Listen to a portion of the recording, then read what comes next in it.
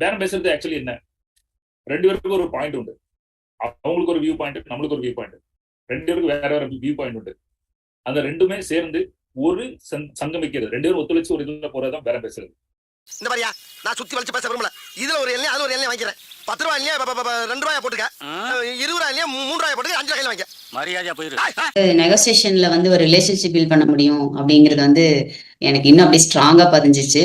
First எல்லாம் கம்மியா கேட்டா அது கேவலமா நினைப்பாங்க, நம்ம எதுக்கு போய் அப்படி இல்லை கூட்டத்துல போய் கேட்கணும்னு எனக்கு தோணும். ஆனா மாஸ்டர் செஷன் பார்த்ததுக்கு அப்புறம் அந்த இடத்துல கூட ஒரு ரிலேஷன்ஷிப் பில்ட் பண்ண முடியும், நம்மளோட அந்த டேலண்ட்டை தெரிஞ்சுக்க முடியுங்கிறது கத்துக்கிட்டேன். அந்த செப்பல் தைக்கிறவர்கிட்ட கூட மாஸ்டர் வந்து பண்ணி அந்த இடத்துல நான் லேர்னிங் பண்ணி நான் பேசி வாகியம் பண்ணிட்டு அப்புறம் முழு காசை தான் கொடுத்துட்டு வந்தாரு. ஸோ அது நல்லாவே ஸ்ட்ராங்கா இருந்துச்சு. அப்ப நானும் வெங்காயம் வாங்கும்போது, தக்காளி வாங்கும்போது, ஏதாவது வாங்கும்போது கூட கம்மி பண்ணுங்க, 1 ரூபாய் 2 ரூபாய் கூட அது கேட்கிறேன் நான் இப்போ. அது நல்லா இருக்கு.